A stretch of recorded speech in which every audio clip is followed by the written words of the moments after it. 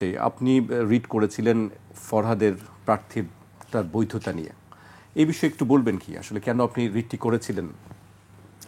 রিডটি করেছি সেটা নিয়ে তো মানে সেটার কারণ আমি বিভিন্ন জায়গাতেই উল্লেখ করেছি ইতিমধ্যে।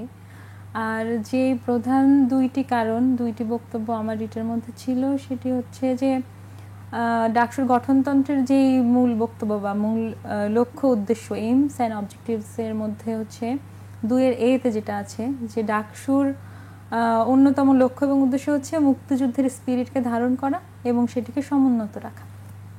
তো সেখান থেকে হচ্ছে শিবির সমর্থিত প্যানেলে এস এম ফরহাদ তিনি এই নির্বাচনে অংশগ্রহণ করছেন, জিএস পদে প্রার্থিতা করছেন।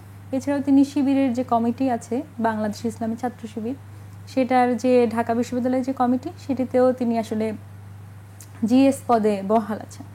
তো ঐতিহাসিকভাবে আমরা জানি যে বাংলাদেশ ইসলামী ছাত্র শিবিরের মুক্তিযুদ্ধের সময় তাদের কি ভূমিকা ছিল সেটি নিয়ে বিস্তারিত আলাপ করা যাবে, কিন্তু ঐতিহাসিকভাবে তাদের অবস্থান সম্পর্কে আমরা আসলে পরিষ্কার যে তারা 71-এর যে হানাদার বাহিনী ছিলেন তাদের সহযোগী ছাত্র সংগঠন হিসেবে কাজ করেছেন, তাদেরকে সহায়তা করেছেন।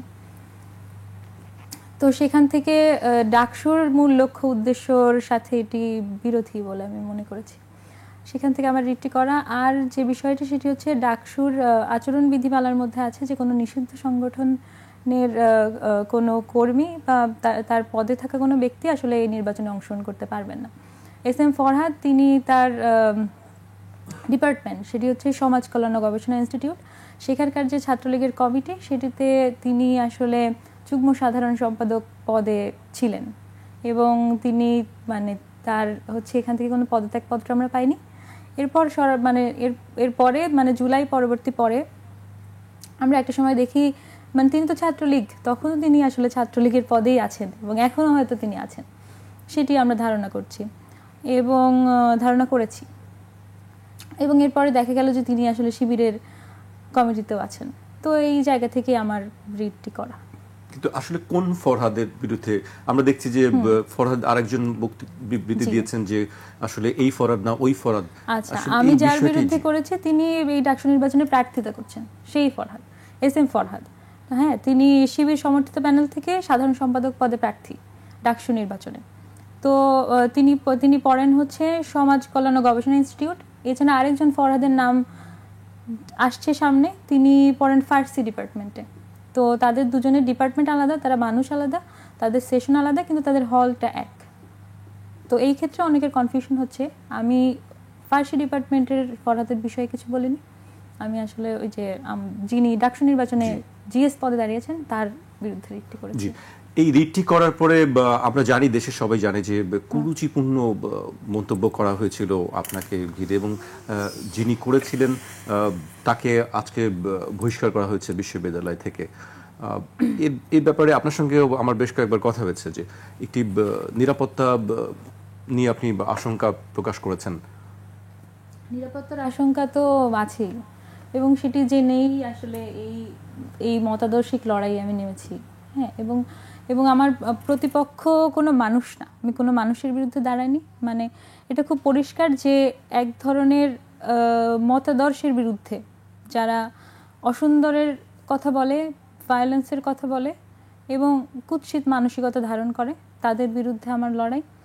তাদের বিরুদ্ধে আমি দাঁড়িয়েছি এবং তাদের দ্বারা যে আমি হ্যারাসমেন্টের শিকার হব, তাদের দ্বারা আমি হুমকির শিকার হব, সেটা আমি জানতাম।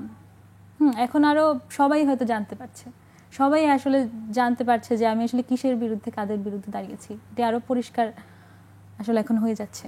যে হুমকি যিনি দিয়েছেন তার আমরা দেখেছি যে তার রাজনৈতিক সম্পৃক্ততার কোনো প্রমাণ পাওয়া যায়নি। আলী হোসেন নামে যিনি আছেন, এটা কি আসলে প্রমাণ বলতে কি ধরনের আমরা দেখেছি? আমি একটু বলি, শিবির ছাত্র শিবির থেকে বলা হচ্ছে তিনি ছাত্রদল থেকে বলা হচ্ছে তিনি শিবিরের, মানে দুই পক্ষেই তাদেরকে অন্যদিকে ঠেলে দিচ্ছে বল। আচ্ছা, মানে এটা আসলে অস্বীকার করার কিছু নেই যে তিনি ছাত্র শিবিরেরই কর্মী এবং সমর্থক, কারণ তার প্রোফাইলে একাধিক জায়গাতেই পাওয়া গেছে যে তিনি ছাত্র শিবিরের সাথে মানে ভীষণভাবে সম্পৃক্ত। সেটি তিনি অস্বীকার করলে করতে পারেন, মানে সেই অধিকারও তার আছে, নিশ্চয়ই তারা তাদের নিজেদের পরিচয় অস্বীকার করতে পারেন, যেটি শিবিরের রাজনীতির অন্যতম একটি বৈশিষ্ট্য। তারা নিজেদের পরিচয়কে গোপন করে এবং অস্বীকার করে আসলে রাজনীতিটা করেন। এই জায়গাটি তারা করতে পারেন এবং করছেন, কিন্তু এর যথেষ্ট পরিমাণ প্রমাণ, তথ্য, ছবি আছে যে তিনি ছাত্র শিবিরের সাথে সম্পৃক্ত এবং তাদের সাথে তিনি রাজনীতি করেন। জি, আপনি বলছেন যে তিনি শিবিরের সঙ্গে সম্পৃক্ত।